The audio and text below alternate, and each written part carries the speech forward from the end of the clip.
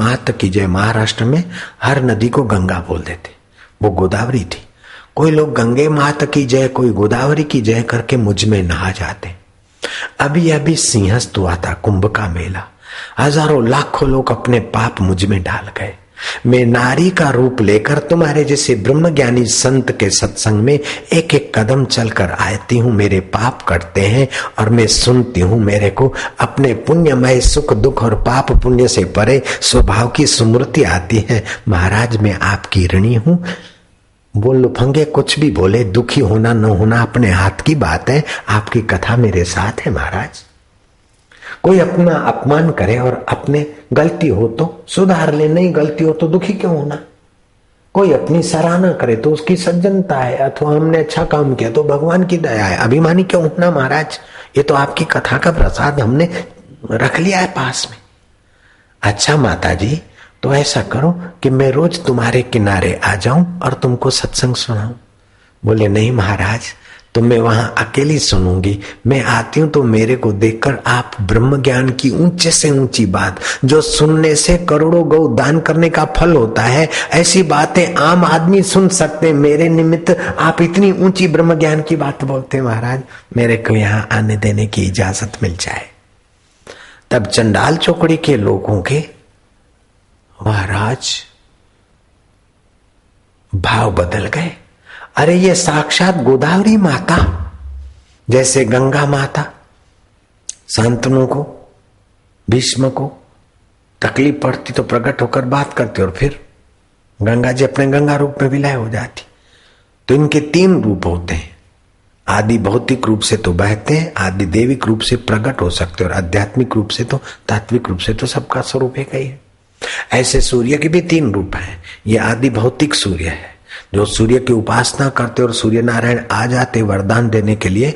अगर ये सूर्य नारायण 4 मीटर भी आ जाए तो सबकी हालत बुरी हो जाएगी। सूर्य नारायण आदि दैविक रूप से आते, आदि भौतिक से नहीं। और सूर्य नारायण वरदान देते तो आध्यात्मिक तत्व से देते।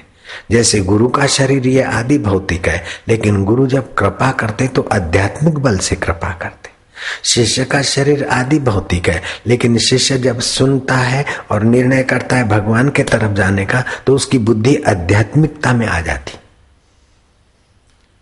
तो पहले शिष्य को जितना सुख में सुख मिलता था, दुख में दुखी होता था, अब उतना नहीं हो रहा है। तो समझ लो वो सत शिष्य है, सत्य के तरफ चला है। जो पहले संसार में थे और सुख मिलता था तो बाँछे खिल जाता था तो परेशान हो जाते थे, सत्संगी होने के बाद उतना सुख उल्लू नहीं बना सकता है, दुख उतना दबोच नहीं सकता।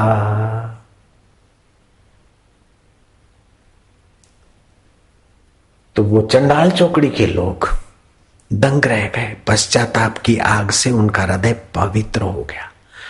वो चंडाल चौकड़ी के लोग, उसका जो मुखिया था, वो पश्चाताप से आंसू बहाते बहाते महाराज के चरणों में पड़ गया।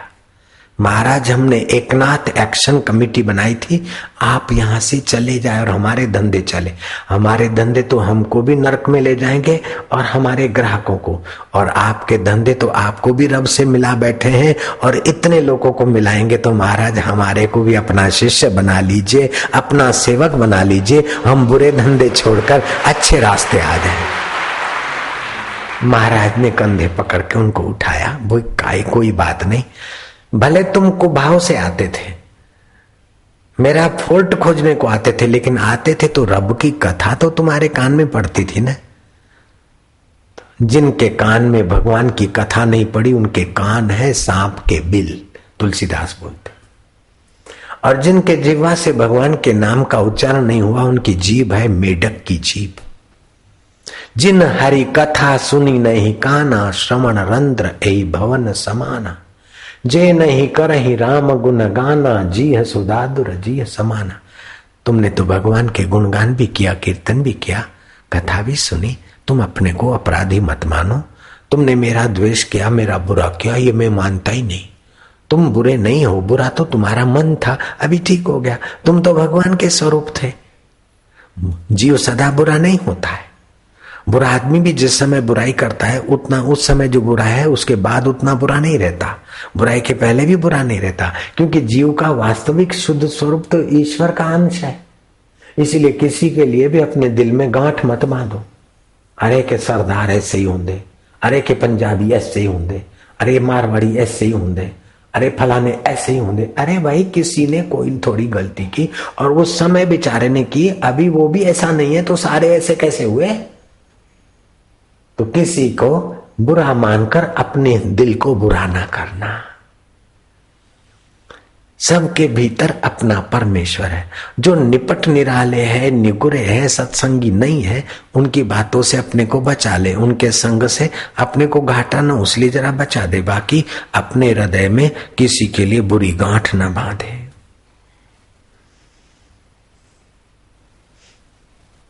भगवत कृपा की पहचान क्या?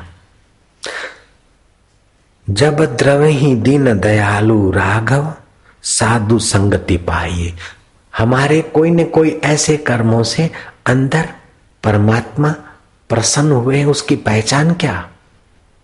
कि उसकी पहचान है कि हमको सत्संग में जाने की रुचि दे दी, सत्संग मिल गया, समझो भगवान हम पर प्रसन्न है। देर सवेर हमारे हृदय में प्रकट होना चाहते तभी हमको सत्संग में जाना। अति पापी, अति कामी, अति क्रोधी, अति लोभी, इनते भक्ति न होए। भक्ति करे कोई सुरमा, जाति वर्ण कुल खोए।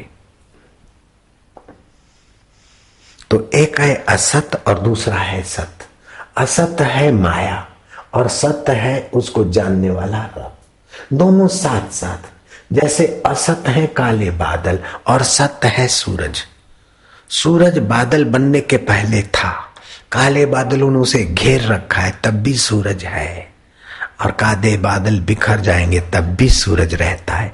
ऐसे माया के काले बादल, पुण्य पाप और सुख दुख जीवात्मा के आगे नहीं थे तब भी था, है तब भी है, और जब चले जाएंगे तब भी रहेगा। तो जीवात्मा परमात्मा का अंश है, सत्य है, चित्त है, आनंद स्वरूप है, और शरीर असत्य है, जड़ है और दुख रूप है। सुबह से शाम तक खिलाओ पिलाओ घुमाओ, फिर भी कभी गुड्डा दुखे, कभी सिर दुखे, कभी बुढ़ापा में ये दुखे, और अंत में ये जड़ शरीर को जलाना पड़े। दे दे के क्या देगा? उस सत्य के बल से ये असत शरीर चल रहा है, सूरज के बल से बादल चल रहे हैं। ऐसे सत्य स्वरूप जहां से मैं निकलता है, उस आत्मा के बल से ये हाथ पैर मेरा तेरा सब चल रहा है। तो ये कच्चे बादलों को सच्चा मत मानो और सच्चे सूरज को पराया मत मानो। तो सूरजों का सूरज वो रब है तुम्हारा सच्चा,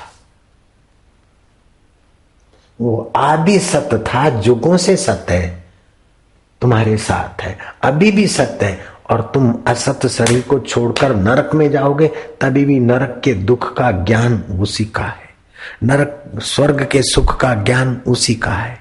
और आप अगर उस रब से मिल गए तो आनंद का अनुभव भी उसी का है। तुम जिसको कभी नहीं छोड़ सकते उसको परमात्मा बोलते, और जिसको सदा रख नहीं सकते उसको माया बोलते। गंगा के पानी में 2 बार नहीं नहा सकते आप। बोले महाराज मैं तो 10 बार नहाया गंगा के उस पानी में। उस पानी में नहीं नहाए, वैसे के वैसे पानी में नहाए। बहती हुई धारा है, वैसा का वैसा पानी, वही का वही तो चला, कहीं निकल गया। ऐसे ही तुमने एक श्वास लिया, दिया, खाया पिया, तुम इस शरीर में वैसे के वैसे नहीं हो। कई कण आए और गए, कई बैक्टीरिया आए